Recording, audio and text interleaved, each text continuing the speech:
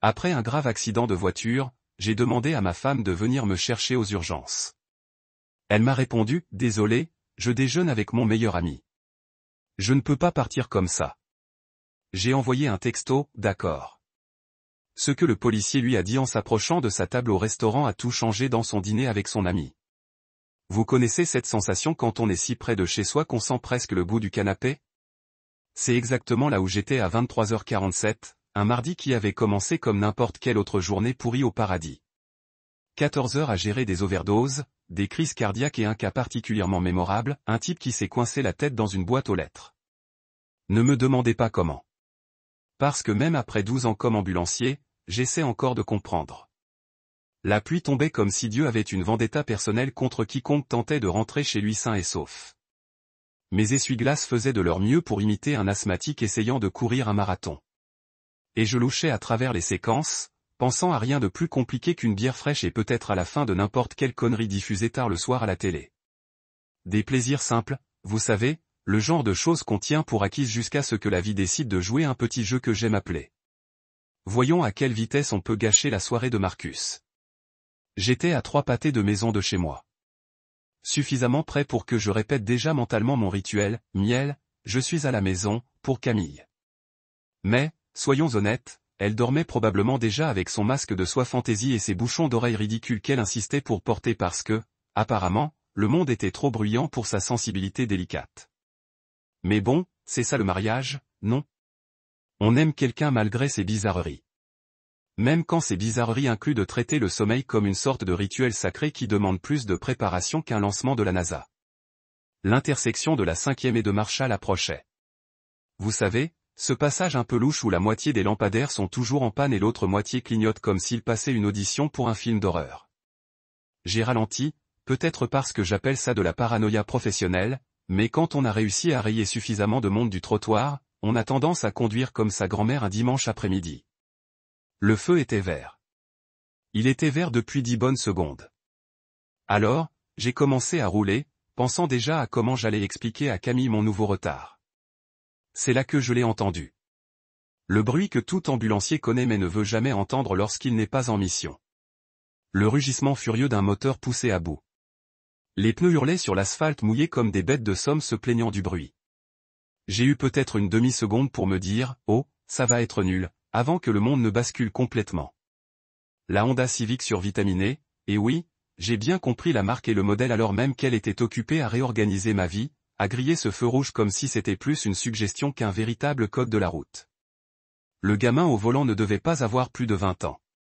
Probablement dopé aux boissons énergisantes et à cette stupidité particulière qui vous fait croire que vous êtes invincible jusqu'à ce que la physique décide de vous enseigner le contraire. Impact. C'est tout ce dont je me souviens pendant une fraction de seconde. Un impact pur et concentré, comme si j'étais percuté par un train de marchandises fait de méchanceté et de mauvais choix de vie. Ma portière côté conducteur s'est effondrée comme si elle était faite de papier aluminium. Et soudain, je me suis familiarisé avec des pièces de ma voiture qui n'étaient pas censées être des éléments intérieurs. Des vitres ont explosé de partout.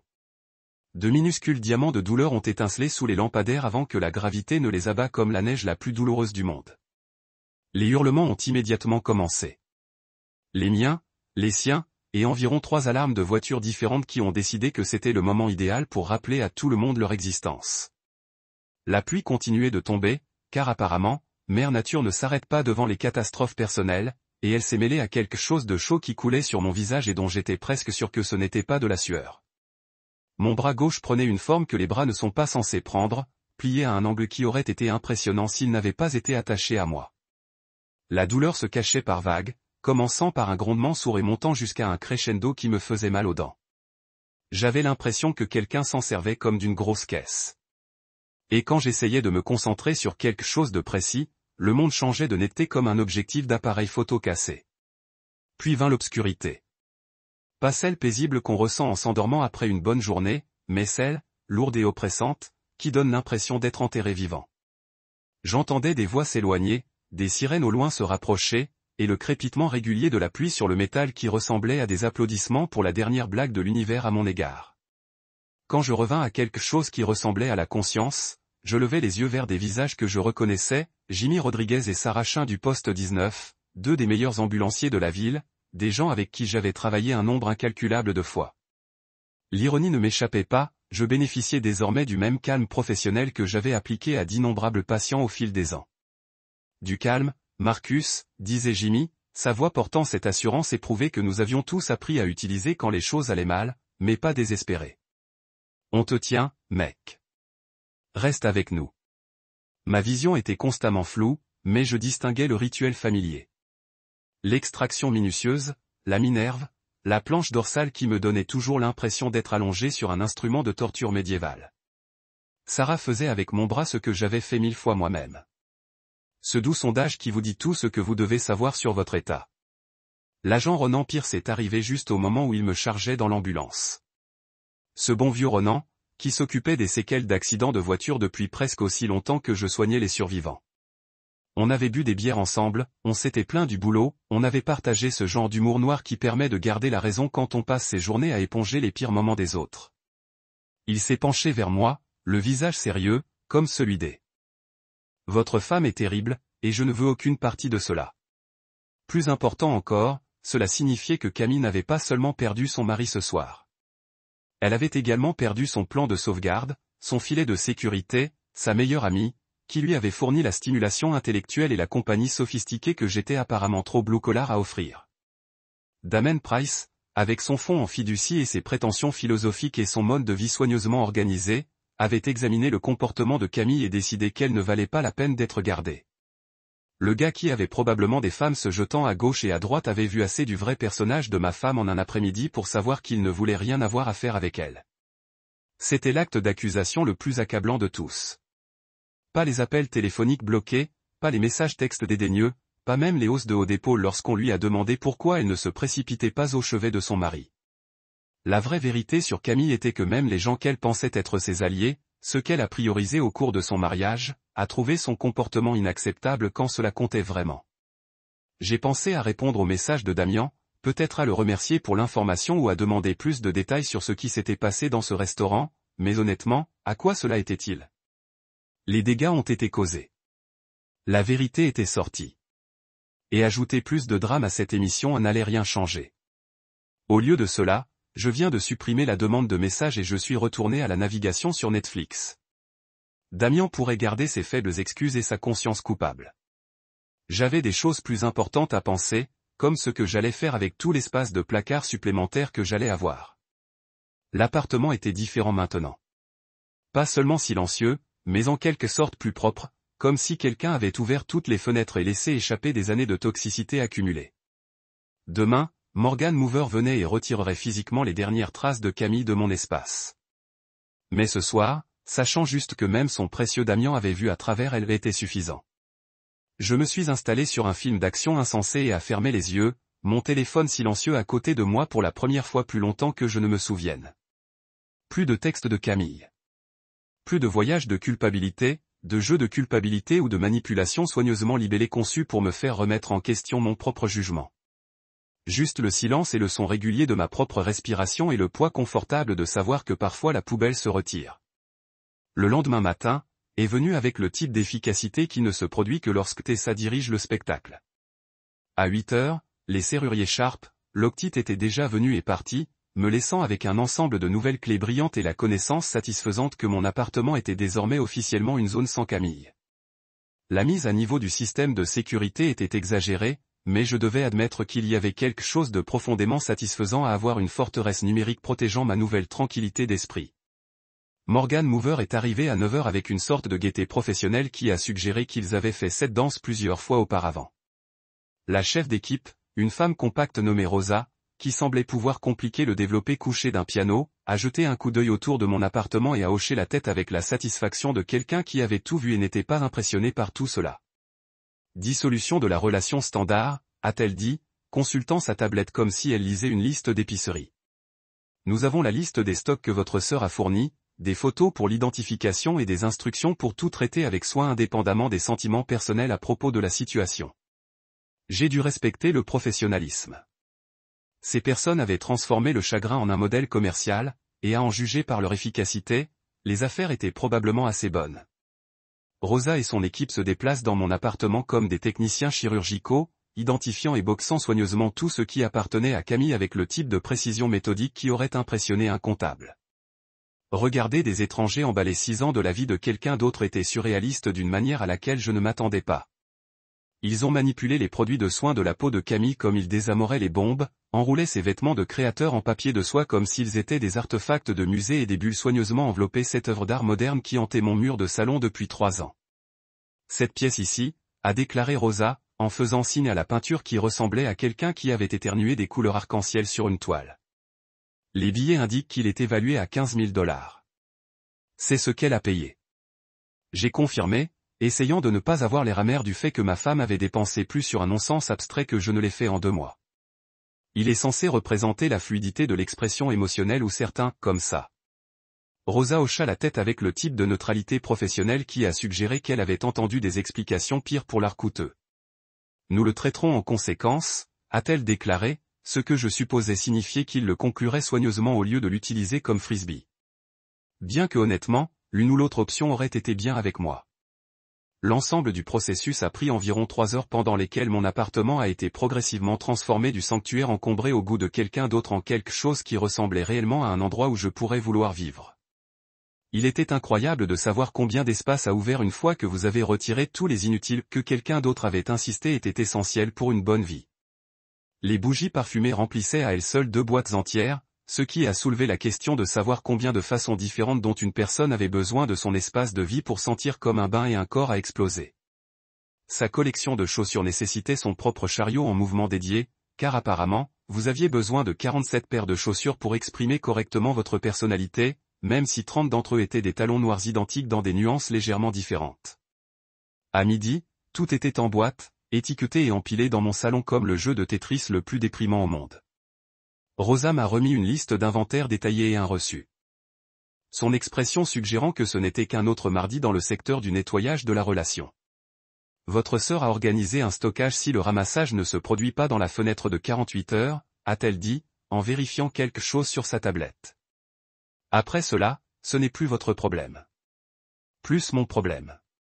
Pour les mots qui ont réussi à capturer tout l'esprit de toute cette opération. Pendant 6 ans, les problèmes de Camille ont été mes problèmes. Ses priorités avaient dicté mon emploi du temps. Ses humeurs avaient déterminé l'atmosphère de ma maison. Et maintenant, avec le coup d'une épingle et l'efficacité des déménageurs professionnels, rien de tout cela n'était plus mon problème. J'admirais le salon nouvellement spacieux lorsque le buzzer a sonné à 14h17. La caméra de sécurité montrait une Mercedes noire élégante garée à l'extérieur. Le genre de voiture qui a crié « J'ai de l'argent et je veux que tout le monde le sache ». La voiture du père de Camille, Monsieur Howard Blay, est sortie du siège du conducteur comme s'il préfère être ailleurs dans le monde. Howard était l'élite d'entreprise de la vieille école, le genre de gars qui portait des costumes en 3 pièces au barbecue et a pensé que le vendredi décontracté signifiait enlever ses boutons de manchette. Il avait toujours été poli avec moi de cette manière raide et formelle que les riches utilisent lorsqu'ils parlent à quelqu'un qu'ils considèrent sous leur station sociale, mais ne peuvent pas tout à fait rejeter entièrement. Pendant 6 ans, il m'avait appelé le rocher régulier chaque fois que quelqu'un posait des questions sur le mari de sa fille. Pas Marcus ou mon gendre, mais le rocher régulier.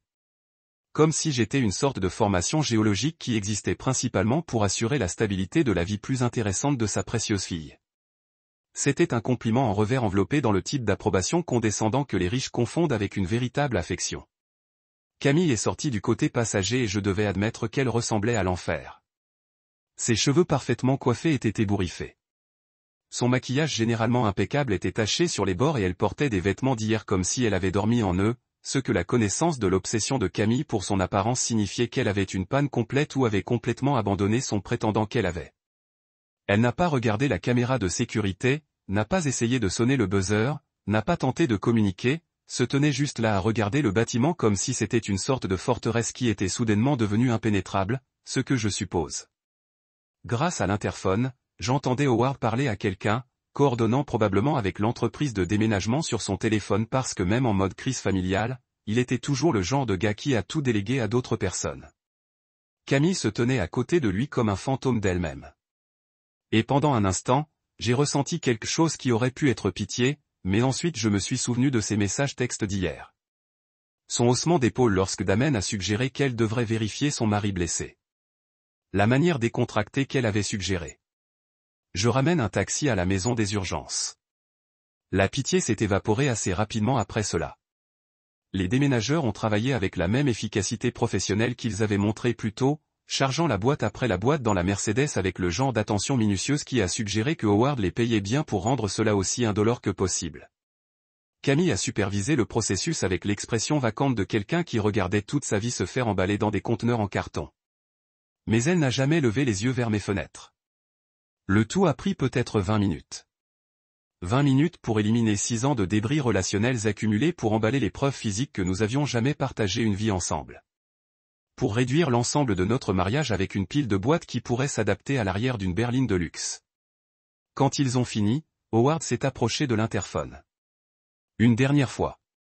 Sa voix a crétillé par le locuteur avec la politesse formelle d'une personne effectuant une transaction commerciale. Marcus, si vous écoutez, les articles ont été récupérés. Camille voulait que je te le dise. Il s'arrêta et je pouvais l'imaginer en regardant sa fille, l'attendant pour lui fournir un message final, une dernière tentative d'explication ou de réconciliation. Le silence s'étendait pendant presque une minute entière avant qu'il ne s'éclaircît la gorge et continue. Elle voulait que je vous dise qu'elle a laissé la clé de rechange sur votre comptoir de cuisine hier. C'était ça. Aucune excuse, aucune explication, aucune tentative de sauver quoi que ce soit de l'épave de notre relation. Juste une note pratique sur le retour clé livré par son père comme si elle était une adolescente à qui on ne pouvait pas faire confiance pour gérer ses propres affaires. J'ai regardé à travers la fenêtre alors qu'ils remontent dans la Mercedes et m'éloignaient, emportant avec eux les dernières traces physiques de Camille de ma vie. La voiture a disparu au coin de la rue et comme elle était finie. Je suis retourné dans mon salon et j'ai regardé autour de l'espace qui était désormais indéniablement le mien. Aucun designer jette des oreillers positionnés à des angles précis. Pas de bougies chères encombrant chaque surface. Pas d'art abstrait exigeant l'attention des murs. Il suffit de nettoyer l'espace vide que je pouvais remplir avec tout ce que je voulais. Je me suis assis sur mon canapé, ce qui était apparemment le mien maintenant car Camille n'avait pas essayé de le réclamer, et j'ai pris une profonde inspiration. L'appartement sentait déjà différent, moins comme une salle d'exposition et plus comme un endroit où quelqu'un vivait réellement. Pour la première fois depuis des années, le silence dans mon appartement n'était pas inconfortable. Ce n'était pas solitaire ou oppressant ou rempli de poids de ressentiment tacite. C'était juste calme, paisible, plein de possibilités. J'ai fermé les yeux et j'ai souri. Enfin, la paix. 7 mois plus tard, et je suis assis dans le même appartement qui se sentait comme un musée dédié au goût de quelqu'un d'autre. Sauf que maintenant, cela ressemble en fait à un endroit où je vis. Les murs ont mes photos dessus. Plan du travail, quelques paysages que j'ai pris en week-end, même cette photo ridicule de moi et de mon équipage paramédical après avoir remporté le Shield of Chili du département. La vraie vie, pas la perfection désinfectée que Camille avait insisté pour maintenir. Mon bras a parfaitement guéri, tout comme le docteur Walsh l'a dit. Les cicatrices sur mon visage se sont estompées sur des lignes d'argent minces. Que la plupart des gens ne remarquent même pas à moins que je ne les souligne. Mais la vraie guérison, les trucs qui n'apparaissent pas sur les rayons X, qui ont pris un peu plus de temps. Il s'avère que lorsque vous passez 6 ans à accepter moins que ce que vous méritez, il faut du temps pour vous rappeler ce que vous valez réellement. Le travail a été bon. Mieux que bien, en fait. Sans le stress de fond constant de gérer les besoins émotionnels de quelqu'un d'autre et le calendrier social, j'ai pu me concentrer sur ce que je suis vraiment bon. Le mois dernier, j'ai obtenu un logement pour la gestion d'un empilement multivoiture qui aurait pu être une catastrophe complète. C'est drôle à quel point vous jouez mieux lorsque vous ne vous demandez pas si votre conjoint sera ennuyé que vous travaillez à nouveau tard. Tessa s'enregistre toujours régulièrement, cependant. Elle a rappelé la routine sœur protectrice. Maintenant qu'elle est satisfaite, je ne vais pas reculer pour faire des excuses pour un comportement toxique. Elle avait raison sur tout, bien sûr, mais elle est assez gracieuse pour ne pas dire « je vous l'ai dit ». Plus d'une fois par semaine. Il y a environ 3 mois, Camille a essayé de tendre la main. Un email long et épuisant qui a réussi à frapper toutes les techniques de manipulation du manuel. Elle était désolée. Elle a paniqué. Elle ne savait pas à quel point l'accident était grave. Damen l'avait fait pression sur le déjeuner. Blablabla. Bla bla. Les plus grands succès de quelqu'un qui avait finalement compris que les actions avaient des conséquences, mais ne pouvait toujours pas comprendre le concept de responsabilité personnelle. L'email s'est terminé avec le plaidoyer prévisible. Notre vie me manque. Je le veux. Pensée Y. Je l'ai lu exactement une fois, puis j'ai fait quelque chose qui aurait semblé impossible 6 mois plus tôt. Je n'ai pas répondu. Pas avec colère, pas avec des explications, pas avec une ventilation détaillée de la raison pour laquelle elle avait tort sur tout. Je n'ai pas répondu du tout. Au lieu de cela, j'ai mis en place un filtre de courrier électronique qui envoie n'importe quoi de son adresse directement au dossier des ordures où il appartient au reste des ordures. Je n'ai pas besoin d'encombrement ma vie. La chose à propos de la vengeance est que la plupart des gens pensent que cela implique des confrontations dramatiques et des régimes élaborés conçus pour faire souffrir l'autre personne. Mais la vraie vengeance, le genre qui compte réellement, est tellement plus simple que cela. C'est le silence. Ce sont des limites. Ils se réveillent dans un espace où personne ne vous traite comme leur plan de sauvegarde. Camille a choisi rose et risotto sur son mari allongé dans un lit d'hôpital. Elle a choisi son calendrier social sur la décence humaine de base, son philosophe de fond fiduciaire sur l'homme qui avait passé 6 ans à essayer de la rendre heureuse. Ce sont ses choix, et maintenant elle vit avec les conséquences. J'ai choisi différemment. J'ai choisi la paix plutôt que le drame, le respect de soi plutôt que la colonie, le silence sur des explications sans fin qui ne suffiraient jamais. Quoi qu'il en soit, l'appartement est calme ces jours-ci, mais c'est un bon genre de calme. Le genre qui vient de savoir que vous n'avez pas à marcher sur des coquilles d'œufs ou à gérer l'humeur de quelqu'un d'autre ou à prétendre que le comportement égoïste n'est qu'un trait de personnalité excentrique. Je me réveille quand je veux me réveiller, manger ce que je veux manger, regarder les ordures que j'ai envie de regarder à la télévision sans avoir à endurer des commentaires sur la façon dont mes choix de divertissement réfléchissent mal sur mon développement intellectuel. Parfois, je rencontre des gens qui nous connaissaient en couple, et ils posent des questions sur Camille avec ce ton prudent que les gens utilisent lorsqu'ils pêchent des ragots. Je leur dis juste que nous ne sommes plus ensemble et change le sujet. Pas de drame, pas d'explications détaillées, pas de diatribes amères sur ses défauts de personnage. Juste une simple déclaration de fait et une entreprise redirigée vers littéralement autre chose. Je l'ai complètement effacé de mon histoire et j'écris une meilleure maintenant. Celui où le protagoniste n'accepte pas les miettes et ne l'appelle pas une fête. Où le héros se apprécie suffisamment pour exiger un meilleur traitement. Où la fin implique la paix au lieu du chaos. C'est une bonne histoire et pour la première fois depuis des années, j'ai hâte de voir comment cela se passe. Flic qui s'apprête à poser les questions importantes. Marcus, mon pote, il faut prévenir quelqu'un. Tu as un contact d'urgence. Famille, on devrait t'appeler. À travers le brouillard de la douleur et les délicieux cocktails qu'ils avaient déjà commencé à me servir, j'ai réussi à prononcer le nom qui aurait dû être la chose la plus facile au monde, ma femme, Camille, appelle-la. Même à travers le brouillard du choc et des médicaments, je me souviens avoir trouvé amusant que ces 3 mots, ma femme, Camille, me paraissent soudain plus lourds que jamais, comme si je leur remettais quelque chose de précieux en espérant qu'ils ne tombent pas. Le trajet jusqu'aux urgences de Saint-Jude fut un véritable tourbillon de lumière clignotante, de vocifération radio et de cette efficacité professionnelle si particulière que j'avais déjà démontré plus de fois que je ne pouvais le compter. Maintenant que j'étais le seul à être attaché au brancard, à vivre pleinement l'expérience client, je devais admettre que nous avions rendu la situation bien plus facile qu'elle ne l'était en réalité. Chaque obstacle me donnait l'impression qu'on jouait du xylophone sur mes côtes, et mon bras gauche envoyait des signaux de détresse à rendre le Titanic jaloux. Jimmy n'a pas arrêté de me parler. Tout le trajet. Protocole standard pour maintenir le patient conscient et réactif. Mais dans mon cas, il s'agissait plutôt de m'empêcher de sombrer dans l'apitoiement sur soi-même qui accompagne la prise de conscience qu'on est sur le point de devenir une statistique dans son propre domaine. Reste avec nous, Marcus. On y est presque. Sarah a des signes vitaux normaux, et ton bras va guérir sans problème. Tu connais la chanson. Oui, je connais la chanson. D'accord. Je savais aussi qu'avoir bonne mine dans le jargon des ambulanciers signifiait généralement ne pas mourir à ce moment précis, ce que j'étais prêt à accepter comme une victoire, compte tenu des circonstances. Un mardi soir, aux urgences de Saint-Jude, c'était exactement ce qu'on peut attendre, un chaos contrôlé, avec un éclairage fluorescent qui donnait à tout le monde l'air de figurant d'un film de zombies. L'infirmière de triage, une femme endurcie au combat nommée Betty, qui travaillait dans ces couloirs depuis avant que je sois en âge de savoir ce qu'était un stéthoscope, m'a jeté un coup d'œil et a commencé cette valse administrative qui transforme la souffrance humaine en heure facturable. On m'a installé sur un de ces lits d'hôpital qui réussissent à être à la fois trop durs et trop mous. Et en quelques minutes, j'étais branché à plus de machines qu'une salle de contrôle de la NASA. Les analgésiques ont envahi mon corps comme une douce vague de bonheur artificiel, atténuant tout et donnant l'impression que le monde était enveloppé de ouates de coton. Le docteur Jennifer Hall est arrivée, comme sortie d'un manuel de médecine. Compétente, professionnelle, et avec cette fatigue particulière qui accompagne les nuits passées à remettre les gens sur pied. Elle tâtonnait et piquait avec une minutie qui aurait été impressionnante si cela ne m'était pas arrivé. « Eh bien, Marcus », dit-elle en consultant son bloc-notes avec l'air satisfait de quelqu'un qui vient de résoudre une énigme particulièrement intéressante. « Tu t'es fait une belle fracture nette du radius gauche. Ça devrait bien guérir avec un plâtre et un peu de patience. La commotion est légère, mais il faudra surveiller ça. Tout compte fait, tu as eu beaucoup de chance ce soir. » Chanceux, non.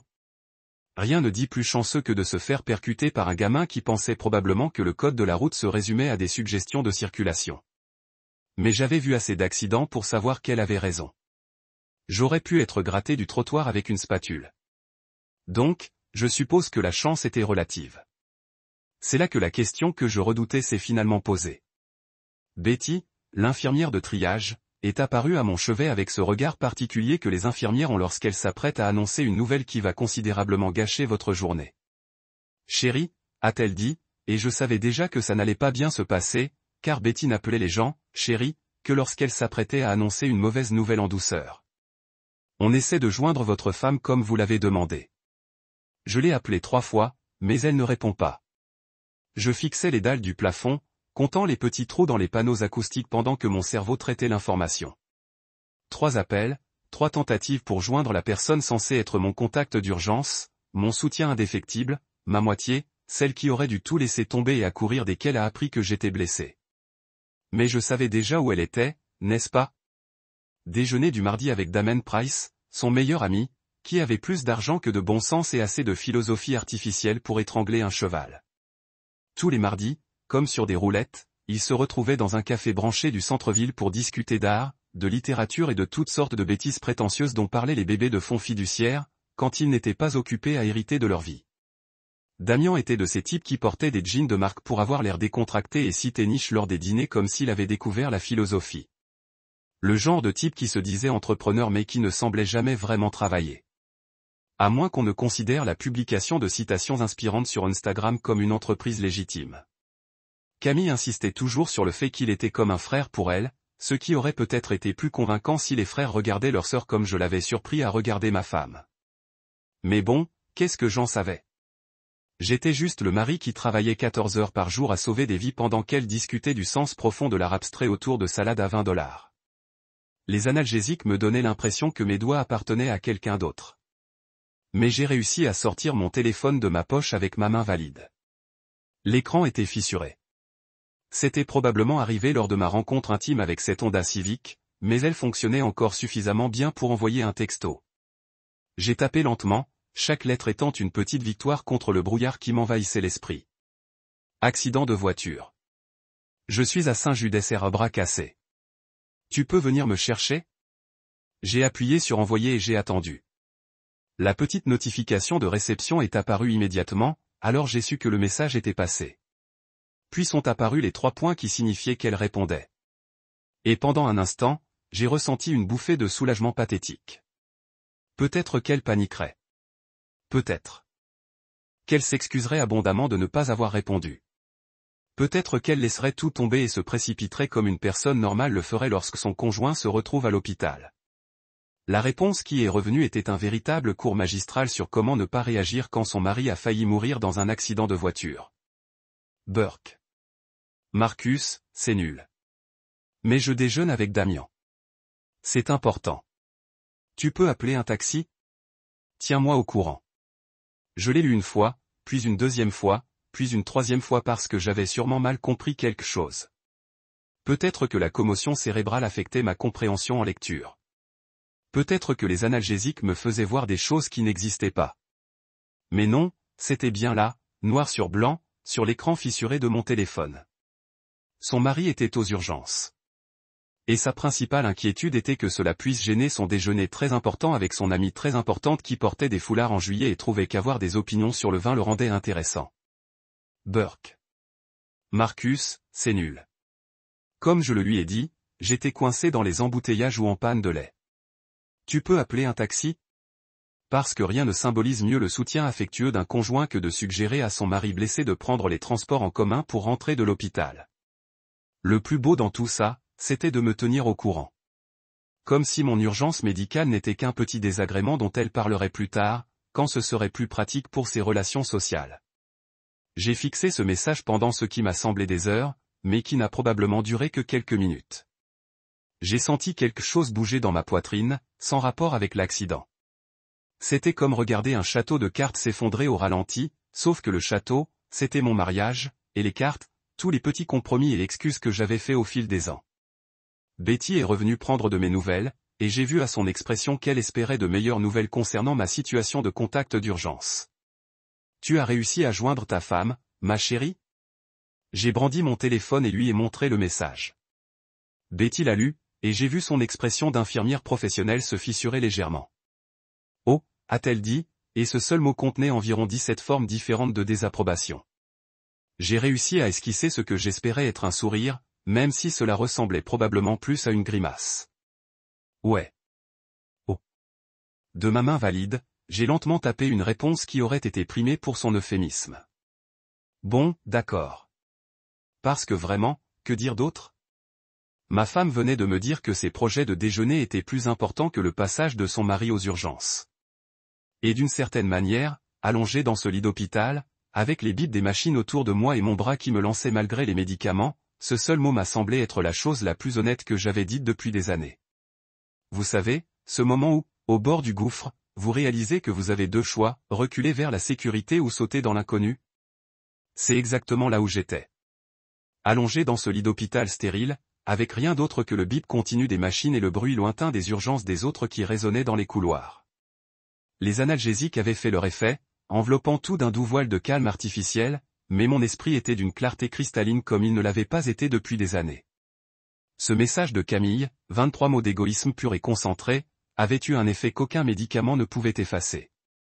Ce n'était plus seulement de la déception, même si Dieu sait que j'avais bien maîtrisé cette émotion au cours des dernières années de notre mariage. Non, c'était tout autre chose. C'était le bruit du dernier fil qui se rompait, la goutte d'eau qui faisait déborder le vase. Le moment où l'on réalise qu'on a joué à un jeu dont une seule personne connaissait les règles. Je fixais l'écran de mon téléphone jusqu'à ce que les lettres se mélangent. Je relisais ce message encore et encore, comme si je le regardais suffisamment, les mots se réorganiseraient comme par magie pour former un semblant de décence humaine élémentaire. Mais non, il était là, dans toute sa splendeur, un parfait petit aperçu de l'importance que ma femme accordait à notre relation lorsqu'elle entrait en conflit avec son agenda social. Le plus beau, c'était la façon dont elle avait terminé par « Tiens-moi au courant ». Comme si elle prenait des nouvelles d'un rendez-vous chez le dentiste ou attendait de savoir comment s'était passé un entretien d'embauche. Pas « J'arrive tout de suite ». Pas « Oh mon Dieu, ça va ?» Pas même « Je reviens dès que possible ». Juste une demande informelle de nouvelles quand ça lui arrange, comme si je tweetais en direct mon urgence médicale pour la divertir. Betty est passée à nouveau, me lançant ce regard que cette infirmière a toujours eu à cœur de soigner des gens au plus bas. Moitié sympathie, moitié sollicitude professionnelle, moitié jugement à peine dissimulé sur la qualité de mes choix de vie. J'ai croisé son regard et tenté un sourire qui ressemblait probablement plus à une grimace. « Tu tiens le coup, ma puce ?» a-t-elle demandé, et j'ai bien vu qu'elle repensait à cet échange de textos dont elle avait été témoin plus tôt. « Oh, je vais très bien », ai-je réussi à articuler, ce qui était à peu près le maximum de sarcasme que je pouvais trouver dans le brouillard pharmaceutique. Vivant un rêve ici, elle a tapoté mon bras valide avec cette douceur et cette fermeté que seules des années passées à s'occuper de gens qui vivent la pire journée de leur vie lui ont apporté. Tu as besoin de quelque chose? Quelqu'un d'autre qu'on pourrait appeler. C'est là que l'idée m'a frappé. Pas comme un éclair d'inspiration, mais plutôt comme une lente et chaleureuse prise de conscience que j'avais enfin le choix. Voyez-vous, le truc quand on est marié à quelqu'un depuis 6 ans, c'est qu'on apprend ses habitudes, ses petits rituels. Et le déjeuner du mardi de Camille avec Damien n'était pas n'importe quel déjeuner. C'était une mise en scène, une performance soigneusement orchestrée de sophistication et de culture, toujours au même endroit, au même moment, avec la même attention prétentieuse aux détails.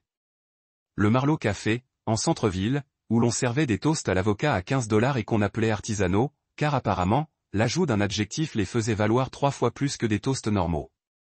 où Damien divaguait sur le livre qu'il avait feuilleté la semaine, tandis que Camille s'accrochait à chacun de ses mots comme s'il dispensait une sagesse divine au lieu de se contenter de régurgiter ce qu'il avait lu sur Wikipédia. Je savais exactement où elle était.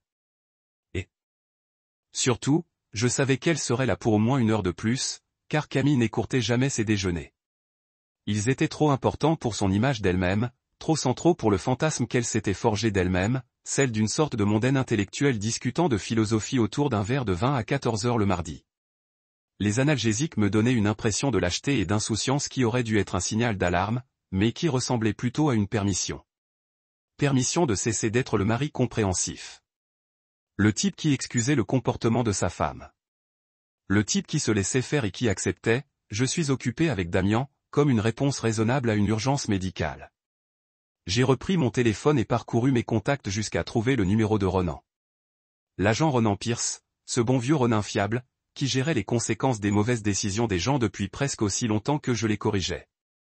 Nous avions bu des bières ensemble après des gardes particulièrement difficiles, compati à propos du travail, partagé ce genre d'humour noir qui permet de garder la raison quand on a l'habitude de réparer les pires moments des autres.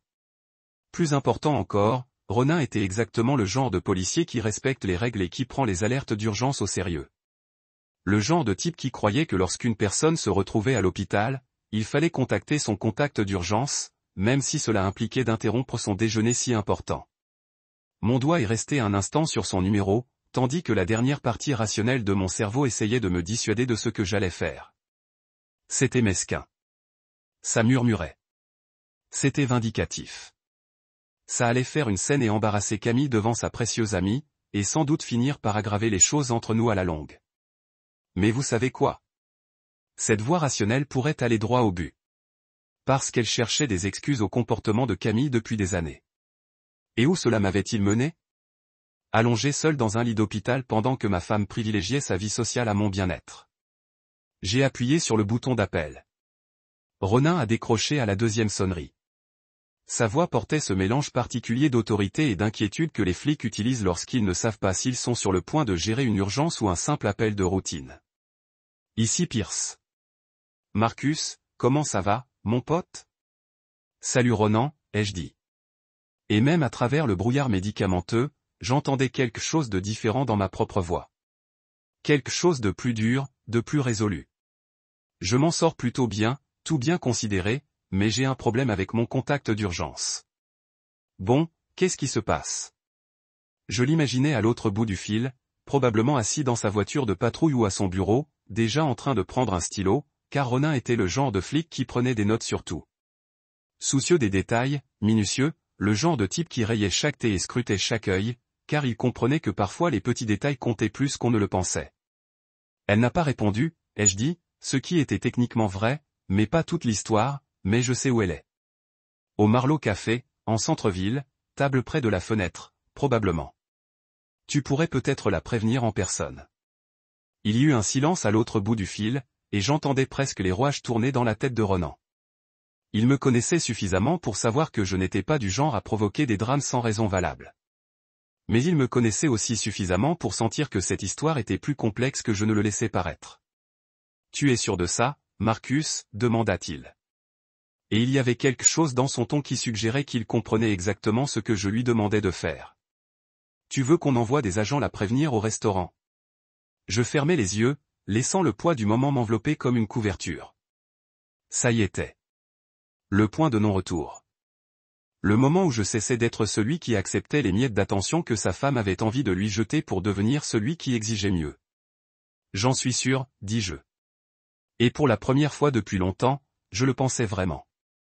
Bon, alors j'envoie 2 agents. Concentre-toi sur ton rétablissement. Bon, détends-toi, Marcus. Je raccrochai le téléphone et m'adossai aux oreillers, fermant les yeux et laissant un sourire illuminer mon visage. Le premier sourire sincère que j'avais ressenti depuis des mois. Quelque part à l'autre bout de la ville, le déjeuner très important de Camille allait connaître une interruption très intéressante. Et pour une fois dans notre relation, elle allait devoir assumer les conséquences de ses choix devant un public qu'elle tenait vraiment à impressionner. Les machines continuaient de biper à un rythme régulier. Mais le son semblait différent, moins comme un compte à rebours avant le désastre que comme un métronome qui marquait le rythme de ce qui allait suivre. Le Marlowe Café était exactement le genre d'endroit où l'on demandait 17 $ la salade et où l'on appelait ça une expérience. Tout en briques apparentes et ampoules Edison, avec des meubles vintage dépareillés qui coûtaient probablement plus cher que mes mensualités de voiture, et un menu écrit dans cette police prétentieuse qui vous fait plisser les yeux pour comprendre ce que vous commandez. C'était le genre d'établissement qui attirait les gens qui voulaient être vus comme cultivés, où les discussions sur le développement durable se déroulaient autour d'eau importée et où les peseurs avaient tous l'air d'auditionner pour des films indépendants entre deux services. Camille et Damien avaient pris leur place habituelle près des baies vitrées donnant sur la rue. Un emplacement de choix pour observer les gens et, surtout, pour être observée. Elle portait ce chemisier crème pour lequel elle avait dépensé beaucoup trop d'argent. Celui qui la faisait se sentir sophistiquée et mondaine, assorti à ses bijoux en or qui reflétaient parfaitement la lumière de l'après-midi. Damien portait son uniforme habituel, un jean usé et une chemise boutonnée qui coûtait probablement plus cher que le budget course hebdomadaire de la plupart des gens. Ses cheveux parfaitement ébouriffés donnaient l'impression qu'il sortait tout juste du lycée. Lily avait des stylistes personnels. On aurait dit un magazine lifestyle. Deux belles personnes discutant avec enthousiasme dans un espace magnifique, complètement à l'abri des dures réalités du monde extérieur à leur bulle de privilèges et de prétention. Camille riait d'une remarque de Damen, de ce rire musical qu'elle utilisait lorsqu'elle voulait paraître charmée et ravie, tandis qu'il gesticulait avec son verre de vin comme s'il dirigeait un orchestre de sa propre virtuosité. Les autres convives étaient la foule habituelle qu'on attend dans un endroit comme celui-ci. De jeunes professionnels cherchant à impressionner leurs clients, des mères au foyer s'offrant un déjeuner coûteux loin des enfants, et quelques authentiques gourmands qui n'hésitaient pas à payer le prix fort pour une cuisine, certes, plutôt correcte. Chacun était absorbé par ses conversations et ses expériences soigneusement préparées. Le genre de personnes qui prenaient leurs plats en photo avant de les déguster et publiaient des avis sur Yelp avec des mots comme « élevé » et « transcendant ». C'est alors que l'atmosphère a basculé. La porte d'entrée s'est ouverte sur un petit carillon électronique annonçant les nouveaux arrivants. Mais au lieu d'un autre couple de convives bien habillés ou d'un couple nerveux lors d'un premier rendez-vous, deux policiers sont entrés. Non pas des inspecteurs en costume cherchant à se fondre dans la masse, mais des agents de la police d'affaires officielle, portant un uniforme complet et une arme à feu, qui semblaient sérieux et peu intéressés par le service de pain artisanal. L'effet a été immédiat et spectaculaire. Les conversations ne se sont pas interrompues. Elles se sont tues au milieu d'une phrase, laissant derrière elles ce silence qui n'arrive que lorsqu'un événement totalement inattendu survient dans un environnement soigneusement contrôlé. Les fourchettes se sont arrêtées à mi-chemin de la bouche. Les verres de vin se sont figés en pleine gorgée et tous les regards se sont tournés vers la porte comme s'il assistait à un match de tennis où la balle venait d'exploser.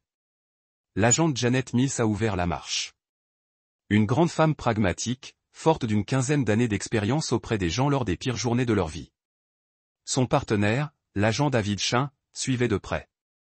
Tous deux scrutaient la salle avec l'efficacité éprouvée de policiers qui savent repérer ce qu'ils cherchent dans la foule. Leurs bottes résonnaient avec force et autorité sur le sol en béton poli, un contrepoint rythmique au silence soudain qui s'était abattu sur tout le restaurant. Ils s'approchèrent de la table de Camille d'un pas décidé qui ne laissait aucun doute sur leur destination. Tous les yeux dans la salle suivaient leur progression, et je pouvais presque sentir l'inspiration collective lorsque les autres convives comprirent qu'ils allaient assister à un drame en direct. L'agent Mills s'arrêta juste à côté de la chaise de Camille, sa présence imposante et impossible à ignorer. La fourchette de Damien était toujours suspendue en l'air, un morceau de roquette y pendait comme un drapeau vert de reddition, tandis que Camille levait les yeux avec cette expression confuse que l'on a lorsque leur monde parfaitement ordonné se fissure soudainement. « Madame » dit l'agent Mills, sa voix résonnant clairement dans le restaurant désormais silencieux. « Êtes-vous Camille Lannes » La question flottait dans l'air comme de la fumée, et j'imaginais l'esprit de Camille s'empresser de comprendre ce qui se passait. Son nom prononcé par un policier devant tout ce monde, au milieu de son déjeuner très important avec son amie très importante. Son visage commença à se vider de ses couleurs à mesure que les implications commençaient à s'imposer. Oui, réussit-elle, la voix plus basse que d'habitude, sans le ton assuré qu'elle employait lorsqu'elle parlait d'installations artistiques ou du sens profond du roman prétentieux que Damien lui avait recommandé cette semaine-là. Qu'est-ce qui ne va pas ? L'agent Mills consulta son carnet avec le détachement professionnel qui accompagne l'annonce de mauvaises nouvelles, si fréquentes qu'elles deviennent routinières. Votre mari, Marcus Lannes, a été impliqué dans un grave accident de la route en début d'après-midi. Il a été transporté en ambulance à l'hôpital Saint-Jude avec des blessures graves. Nous essayons de vous contacter depuis plus de 2 heures. Il vous a indiqué comme contact d'urgence. Ces mots résonnèrent dans le restaurant comme une force physique. J'imaginais le halètement collectif des autres convives, la façon dont les conversations aux tables voisines reprenaient en murmures pressants, la façon dont les gens se penchaient légèrement en avant pour ne rien manquer de ce divertissement inattendu. La réaction de Damian était particulièrement satisfaisante à imaginer. Son image soigneusement cultivée de mondanité sophistiquée se fissurait comme de la peinture bon marché lorsqu'il réalisait qu'il était soudain impliqué dans une situation bien réelle, très grave, qui ne pouvait être résolue par des accords mévins ou des discussions intellectuelles. Sa fourchette acheva enfin son voyage jusqu'à la table, oublié tandis qu'il fixait les officiers avec l'expression de quelqu'un qui vient de réaliser que le monde recèle des problèmes que les fonds fiduciaires ne peuvent résoudre. Des blessures graves, répéta Camille, et j'imaginais sa voix se briser légèrement. La femme qui avait envoyé « Burke, c'est nul » par SMS était maintenant confrontée à la réalité, prononcée par des policiers en uniforme devant une salle remplie de témoins suspendus à chaque mot. L'agent Mills poursuivit avec la rigueur professionnelle que Ronin avait sans doute exigée. Il souffrait d'une fracture du bras et d'une commotion cérébrale lorsqu'un autre véhicule a grillé un feu rouge et percuté sa voiture. L'accident s'est produit vers 23h47. Son état est actuellement stable aux urgences de Saint-Jude. Le silence dans le restaurant était si total qu'on aurait pu entendre une mouche voler, si ce n'était la douce musique jazz qui continuait à jouer dans les haut-parleurs, une bande-son absurdement joyeuse pour ce qui allait rapidement devenir le déjeuner le plus inconfortable de la vie de Camille. Nous essayons de vous joindre depuis l'accident, ajouta l'agent Chin, d'un ton légèrement réprobateur qui laissait entendre qu'il avait été informé du temps exact écoulé entre les tentatives de contacter l'épouse de la victime. Plusieurs appels à votre numéro sont restés sans réponse. J'imagine le téléphone de Camille silencieux dans son sac à main, tandis qu'elle se concentrait sur des choses plus importantes, comme les réflexions de Damen sur la littérature postmoderne ou les absurdités philosophiques dont il discutait pendant que son mari gisait en sang dans son lit d'hôpital. Il nous a expressément demandé de vous prévenir en personne. L'agent Mills conclut, et ces mots étaient probablement les plus beaux que j'ai jamais entendus, même si je n'étais pas là pour en constater l'impact. Le ton de l'agent était parfaitement neutre, parfaitement professionnel, mais il parvenait à exprimer une nuance qui suggérait exactement ce qu'elle pensait d'une femme injoignable alors que son mari luttait pour sa vie. C'était le genre de jugement subtil que seul des années d'expérience dans la gestion des priorités des gens, et dans leur recherche de défauts, permettent de porter. Vous devrez également vous coordonner avec la société de remorquage concernant les effets personnels du véhicule, ajouta l'agent Chin, consultant ses propres notes. La voiture fut déclarée perte totale sur les lieux. Voici les informations pour la fourrière. Il lui tendit une carte de visite, et je l'imaginais la prendre d'une main tremblante, essayant encore de digérer le fait que la voiture de son mari et presque son mari avait été détruite pendant qu'elle discutait de la valeur artistique de Order hors de prix. C'est tout ce que nous avons pour le moment, madame, dit l'agent Mills, fermant son bloc-notes d'un claquement de doigts décisif. La phrase résonna probablement dans le silence du restaurant comme un coup de feu. Nous vous suggérons fortement de vous rendre immédiatement à l'hôpital. Puis, avec la même efficacité professionnelle qu'ils avaient déployée à l'entrée, les deux policiers se retournèrent et se dirigèrent vers la porte, leur mission accomplie. Laissant derrière eux une salle à manger pleine de monde qui venait d'assister à l'effondrement en temps réel du monde soigneusement construit de quelqu'un. J'imaginais Camille assise là, après l'incident, entourée des restes épars de son déjeuner raffiné et du poids des dizaines de marches escaladées par des inconnus qui savaient désormais exactement quel genre de personne elle était.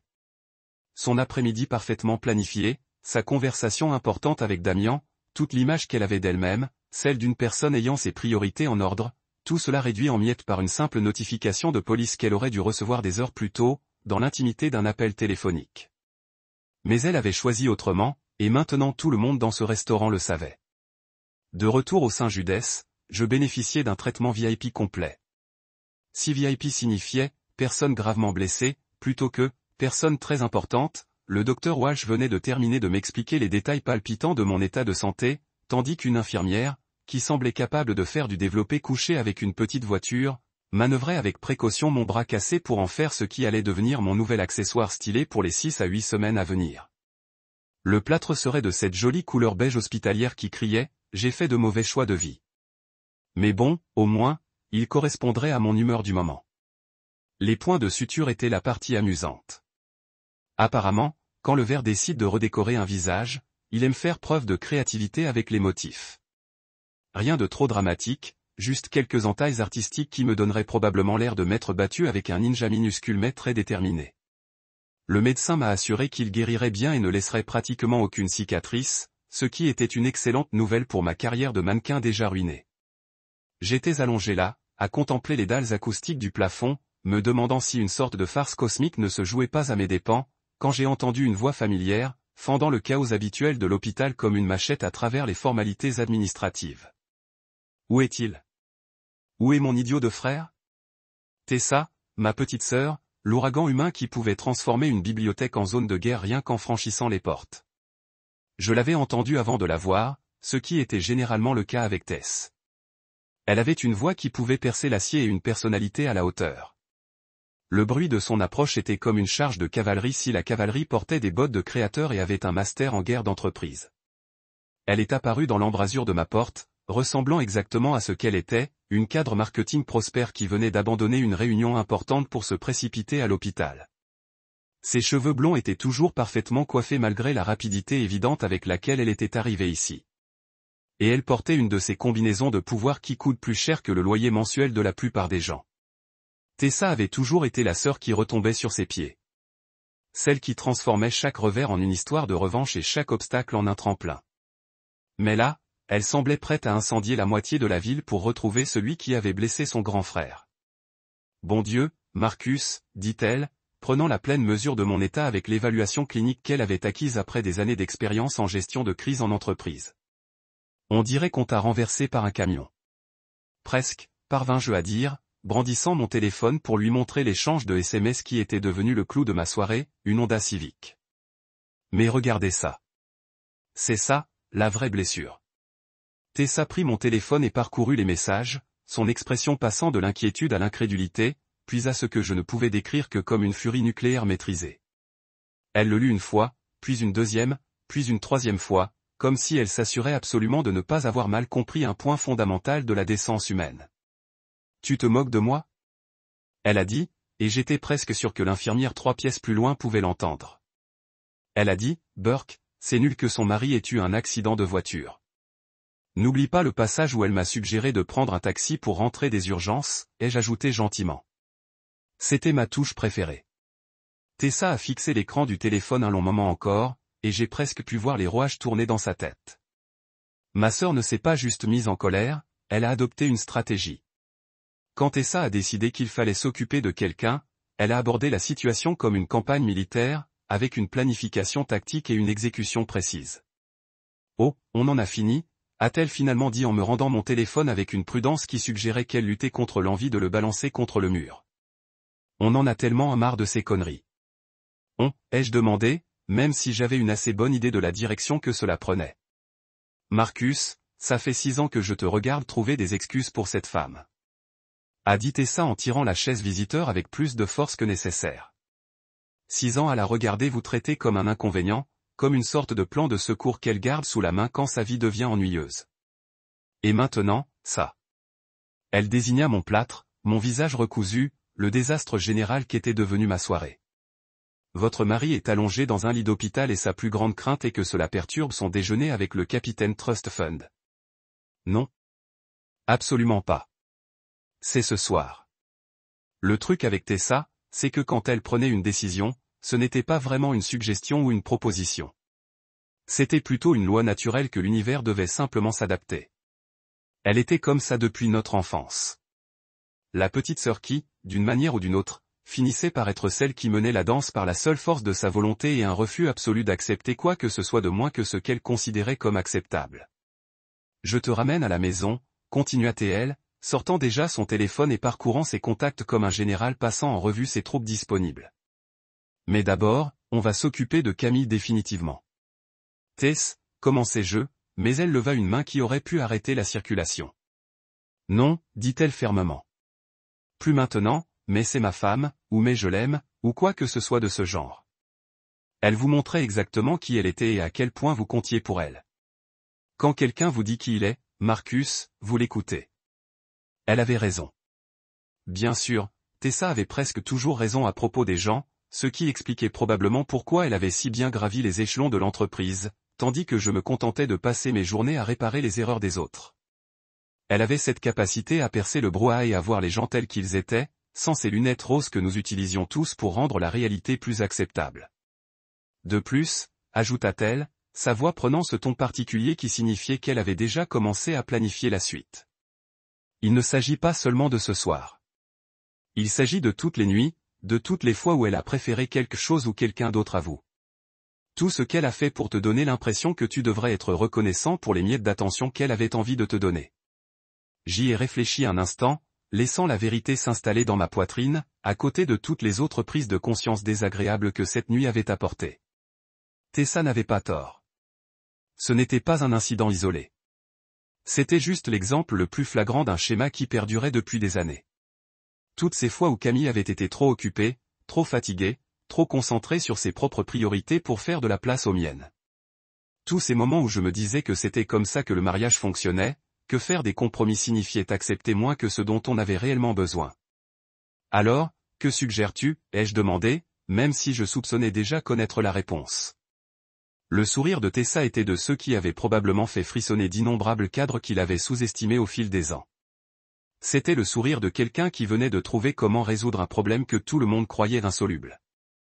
Je propose qu'on fasse le ménage, dit-elle en parcourant son téléphone avec l'intensité concentrée de quelqu'un qui a déjà 3 longueurs d'avance sur la conversation. Je propose qu'on s'assure que lorsque la princesse Camille décidera enfin de nous honorer de sa présence, elle sache exactement ce qui se passe quand on préfère un déjeuner à la vie de son mari. Les machines continuaient de biper à un rythme régulier autour de nous. Mais le son semblait différent maintenant, moins comme un équipement médical surveillant un patient que comme un compte à rebours marquant la fin de quelque chose qui était en panne depuis plus longtemps que je n'étais prête à l'admettre. On va la chasser de ta vie, dit Tessa avec cette irrévocabilité qui suggérait que la décision était déjà prise, que le reste n'était qu'une question de logistique, et que nous allions le faire correctement. Et en regardant le visage de ma sœur, en y voyant la détermination que je l'avais vue utiliser pour surmonter tous les obstacles que la vie lui avait lancés, je réalisais que, pour la première fois depuis des années, je croyais vraiment que les choses allaient changer. Ce qu'il y a de bien avec les analgésiques, c'est qu'ils ne se contentent pas d'atténuer la douleur physique. Ils offrent aussi un agréable tampon entre vous et le désastre émotionnel qu'est devenu votre vie. Alors, quand mon téléphone s'est mis à vibrer comme une guêpe en colère coincée dans un bocal, j'ai pu regarder les messages de Camille avec cette fascination détachée que l'on réserve habituellement aux documentaires animaliers sur les prédateurs dans leur habitat naturel. Le premier message est arrivé alors que Tessa était encore en pleine préparation de bataille, parcourant ses contacts et marmonnant des choses à faire rougir un marin. Mon téléphone s'est allumé avec le nom de Camille. Et je dois admettre qu'à un moment, une part pathétique de moi a pensé, peut-être, juste peut-être. Elle appelait pour s'excuser, pour s'expliquer, pour donner un sens à tout ce désastre. J'aurais dû m'en douter. J'arrive. Je ne savais pas que c'était si grave. C'était le message numéro 1. Et déjà, je sentais ma tension monter malgré le cocktail pharmaceutique qui me maintenait artificiellement calme. Elle ne savait pas que c'était si grave.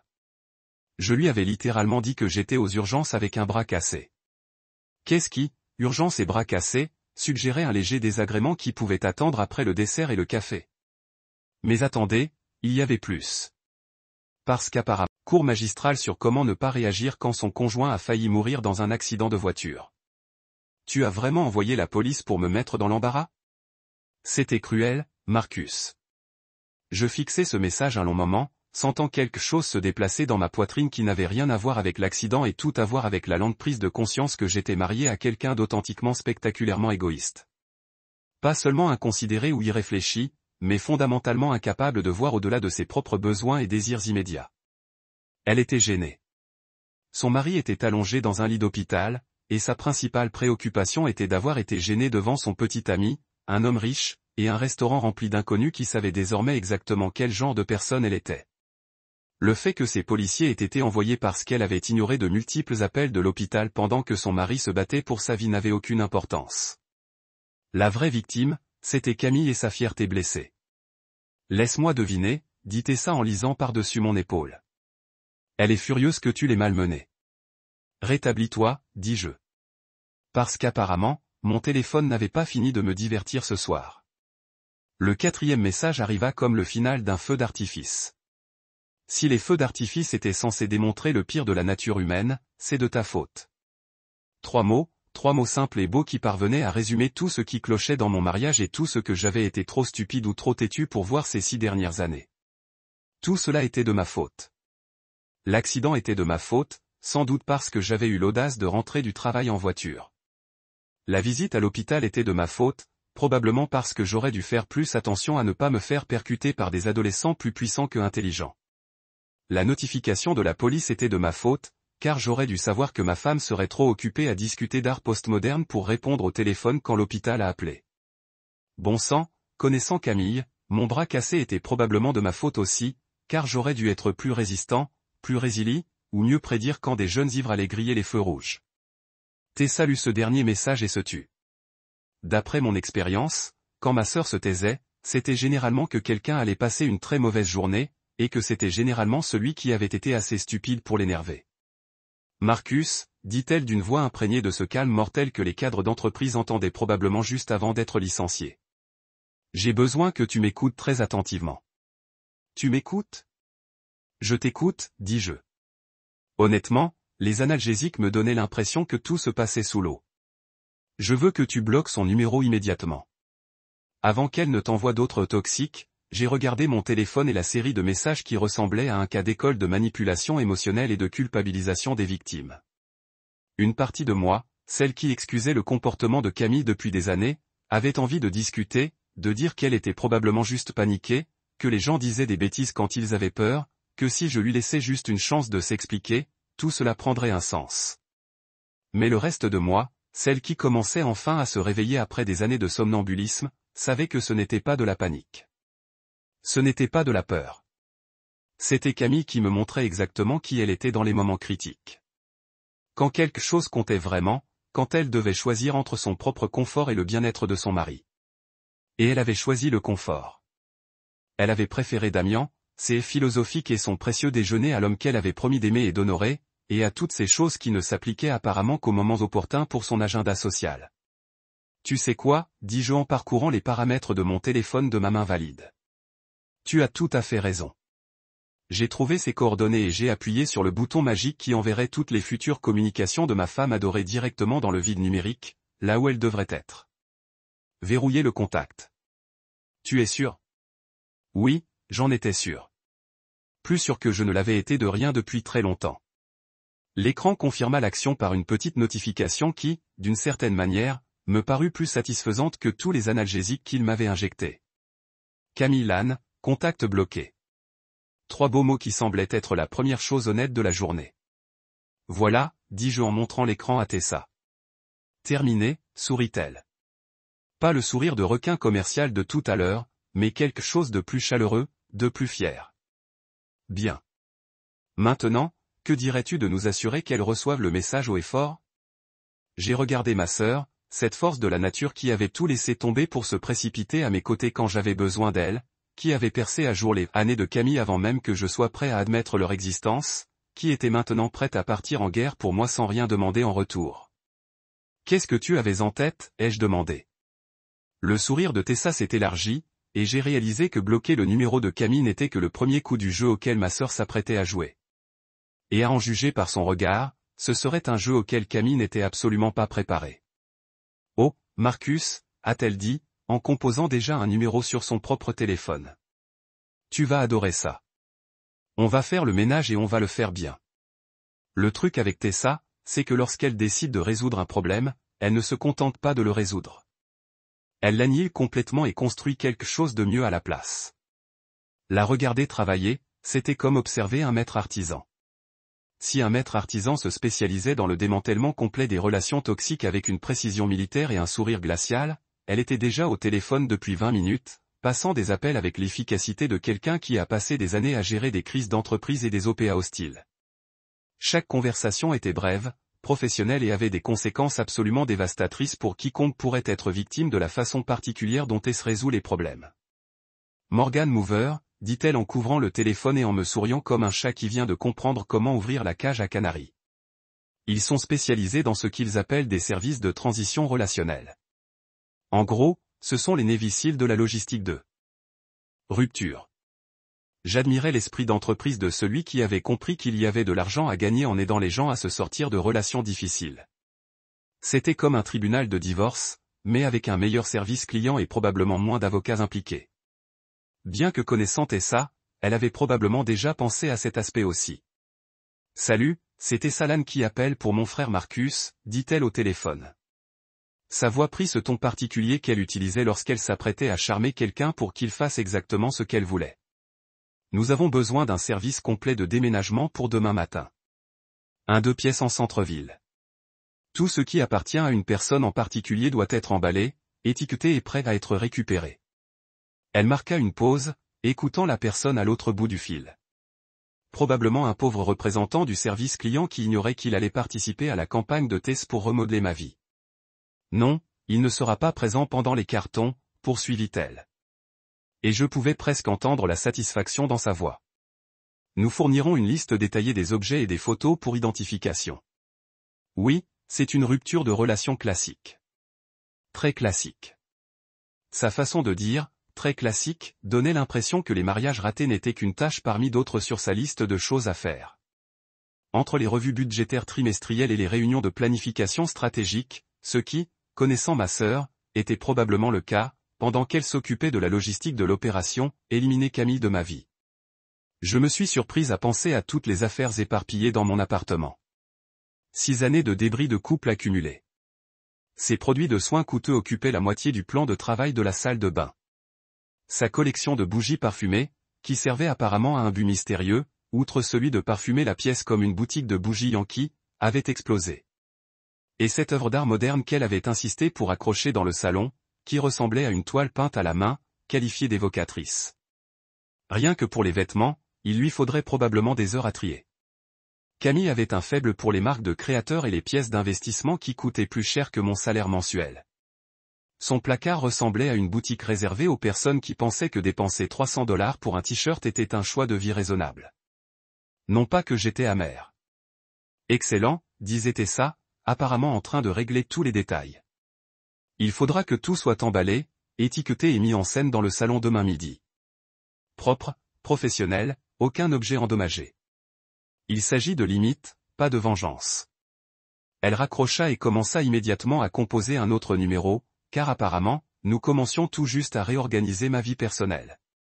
Des serruriers Loctite, annonça-t-elle en levant le pouce comme si elle venait de marquer le but de la victoire à notre jeu, la princesse Camille ne peut pas revenir quand bon lui semble. La conversation avec le serrurier fut encore plus courte que l'appel au déménageur. Sans doute parce que changer des serrures était bien moins compliqué que de coordonner la disparition complète d'une personne d'un appartement. Mais entre les mains de Tessa. Les deux semblent être traités avec la même efficacité impitoyable. Demain à 8 heures, dit-elle après avoir raccroché. De nouvelles serrures, de nouvelles clés et une mise à niveau du système de sécurité, parce que pourquoi ne pas aller jusqu'au bout, non? J'ai ri malgré tout. Ma sœur ne se contentait pas de résoudre les problèmes. Elle les résolvait à outrance, ajoutant des fonctionnalités et des avantages dont on ignorait même l'utilité avant qu'elle ne les signale. C'était sans doute pour cela qu'elle avait tant réussi dans le monde de l'entreprise, où la capacité à anticiper les problèmes 3 coups à l'avance valait son pesant d'or en prime trimestrielle. Maintenant vient la partie amusante, dit-elle en faisant craquer ses articulations comme une pianiste se préparant à un concerto compliqué. La notification officielle. Elle ouvrit son ordinateur portable, car bien sûr, Tessa voyageait avec un ordinateur portable, avait probablement un bureau mobile complet dans la voiture hors de prix qu'elle avait conduite jusqu'ici, et se mit à taper avec l'intensité concentrée qui précède généralement les bains de sang en entreprise. « Que écris-tu » demandai-je, même si je me doutais déjà que ce ne serait pas un email de rupture classique, « Ce n'est pas toi, c'est moi. » Un chef-d'œuvre, dit-elle sans lever les yeux de l'écran.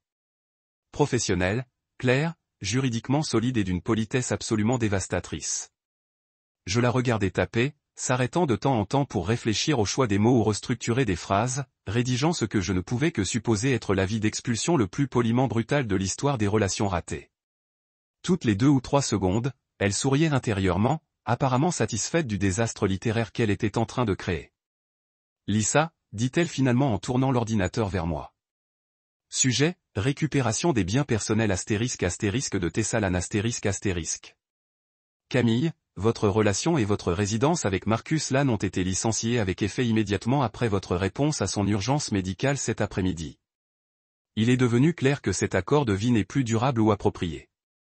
Vos effets personnels ont été emballés professionnellement et inventoriés par Morgan Mover et sont prêts à être récupérés. Vous avez 48 heures à compter de cet email pour coordonner le ramassage avec la société de déménagement. Leurs coordonnées sont jointes. Veuillez noter que les serrures ont été modifiées par précaution de sécurité. Tout accès futur à la propriété nécessitera une coordination avancée par le biais de la société de déménagement ou d'un conseiller juridique.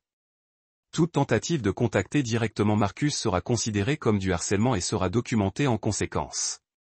Toute communication future à ce sujet devrait être dirigée par mon bureau. Tessa Lane au nom de Marcus Lane. Je l'ai lu 2 fois pour m'émerveillement de la façon dont Tessa avait réussi à faire en sorte qu'une rupture sonne comme une fusion d'entreprises qui a mal tourné.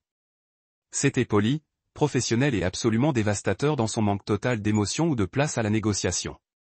Il n'y avait pas de parole de cela ou peut-être que nous pouvons faire des choses.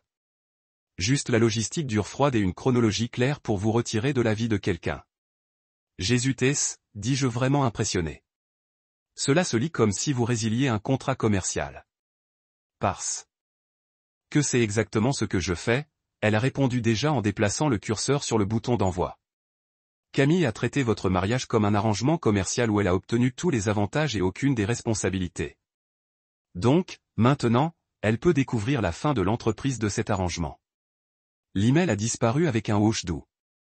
Emportant avec lui la fin officielle de mon mariage de 6 ans et le début de ce qui est venu ensuite, j'ai regardé la confirmation de parfum apparaître à l'écran et j'ai senti quelque chose se déplacer dans ma poitrine. Pas de tristesse exactement, mais plus comme un soulagement, comme si je retenais mon souffle depuis des années et j'ai finalement été autorisé à expirer. Là, a déclaré Tessa, fermant l'ordinateur portable avec un snap décisif. Propre, professionnel et complètement définitif. Jeudi matin, ce serait comme si elle n'était jamais là. J'ai regardé autour de la chambre d'hôpital des machines bipingant régulièrement à côté de mon lit, à ma sœur qui a tout laissé tomber pour venir dans la guerre en mon nom, lors du casting sur mon bras qui était en quelque sorte la chose la moins brisée de ma vie en ce moment. Vous savez quelle est la partie étrange? J'ai dit, qu'est-ce que c'est? Pour la première fois depuis des années, j'ai l'impression de pouvoir respirer. Cette nuit-là, après que Tessa soit finalement rentrée chez elle avec des promesses de me vérifier dès le matin et des menaces de traquer personnellement quiconque m'a donné du chagrin à propos de ma situation, j'étais allongé dans mon propre lit pour la première fois dans ce qui ressemblait à une décennie. L'appartement était bizarre sans la présence de Camille. Pas de vide exactement, plus comme lorsque vous éteignez enfin un téléviseur qui joue du bruit de fond depuis si longtemps que vous avez oublié qu'il était là. Le silence n'était pas solitaire, c'était paisible. Les médicaments contre la douleur s'échappent suffisamment pour que je puisse penser clairement, mais pas tellement que mon bras avait l'impression d'essayer de se séparer du reste de mon corps. Je faisais défiler Netflix avec ma bonne main, à la recherche de quelque chose de stupide pour m'endormir lorsque mon téléphone a bourdonné d'une notification qui m'a fait faire une double prise. Demande de message Instagram de Damien Price. J'ai regardé la notification de 30 secondes solides, essayant de traiter la raison pour laquelle Captain Trust Fun pourrait avoir pour glisser dans mon DMS. C'était le même gars qui avait pris son déjeuner très important avec ma femme pendant que je saignais dans un lit d'hôpital. Le même gars qui pensait probablement que les contacts d'urgence étaient quelque chose que vous appeliez lorsque vous avez manqué de champagne lors d'un dîner. La curiosité a conquis le bon sens, un modèle qui m'avait causé des ennuis auparavant, mais jamais tout à fait comme ça. J'ai ouvert le message, je ne sais pas si j'étais sur le point de lire des excuses, une confession ou tout simplement une preuve que l'univers entier avait perdu son esprit collectif. Et mec, je ne connaissais pas ton accident. Quand les flics sont venus, j'ai été choqué. J'ai demandé à Camille pourquoi elle n'était pas partie plus tôt. Elle a juste haussé les épaules. Ce n'est pas le genre de personne que je veux dans ma vie. Je suis désolé d'avoir fait partie de ce gâchis. J'espère que vous récupérez rapidement. Je l'ai lu une fois, puis encore, puis une 3e fois parce que, apparemment, cette nuit allait continuer à fournir des surprises jusqu'à ce que mon cerveau renonce complètement à les traiter. Damien Price, le gars que j'avais passé des années à supposer était d'essayer de voler ma femme, le philosophe du fonds fiduciaire qui a cité des Allemands morts lors des dîners et portait des écharpes en juillet, s'excuse. Et pas seulement s'excuser, mais confirmant essentiellement que Camille était exactement aussi horrible que son comportement l'a suggéré. La partie vraiment fascinante a été ce détail sur lui pour lui demander pourquoi elle n'était pas partie plus tôt et sa réponse étant un haussement d'épaules. A hausser les épaules. Son mari était à l'hôpital et quand son supposé meilleur ami a suggéré qu'elle devrait peut-être aller le vérifier, elle a haussé les épaules comme s'il avait demandé son avis sur la météo. Je pourrais imaginer la scène. Damian fait probablement cette chose que les riches font lorsqu'ils sont confrontés à de véritables souffrances humaines. Se déplaçant inconfortables pendant qu'ils essaient de comprendre comment réagir de manière appropriée. Et Camille, confrontée au choix entre apparaître attentionnée et admettre qu'elle préfère finir son repas plutôt que de faire face à l'urgence médicale de son mari, juste hausser les épaules. Il était presque impressionnant dans son manque total de conscience de soi. La plupart des gens, lorsqu'ils ont été pris sans cœur devant les témoins, avaient au moins la décence de prétendre qu'ils s'en souciaient. Mais pas Camille. Elle était apparemment tellement attachée à ses propres priorités qu'elle ne pouvait même pas faire de la préoccupation lorsque la pression sociale le demandait. Le fait que Damian, Monsieur Prétentieux Philosophie lui-même, a été assez horrifié par sa réaction pour me contacter en parler long de la façon dont elle avait géré la situation. C'était un gars qui pensait probablement que l'empathie était un cépage du vin. Et même il pouvait voir que quelque chose n'allait pas fondamentalement avec une femme qui ne pouvait pas être dérangée pour montrer son inquiétude pour son conjoint blessé. Ce n'est pas le genre de personne que je veux dans ma vie. Venant de Damian, c'était pratiquement un assassinat de personnage. Il disait essentiellement que Camille avait échoué à un test de base de décence humaine si spectaculairement que même quelqu'un qui a passé ses journées à discuter du sens plus profond de l'art abstrait ne pouvait pas l'oublier. Je me suis retrouvé à rire. Pas le rire amer et en colère que je faisais toute la journée, mais quelque chose de plus proche de l'amusement authentique. L'ironie était tout simplement trop parfaite. J'avais passé des années à être jaloux de Damian, craignant qu'il ne vole ma femme avec sa conversation sophistiquée et son style de vie de créateur. Il s'avère qu'il avait un meilleur jugement sur les gens que moi. Le message était faible. Bien sûr, c'était le genre d'excuse que les riches donnent lorsqu'ils veulent se distancier du mauvais comportement de quelqu'un d'autre sans prendre de responsabilité réelle. Mais c'était aussi révélateur d'une manière que Damian ne s'est probablement pas rendu compte. Il avait été là. Il avait vu la réaction de Camille de première main, et tout ce qu'il avait été témoin avait été si rebutant qu'il s'était senti obligé de tendre la main au mari. Il savait à peine dire essentiellement « saint ».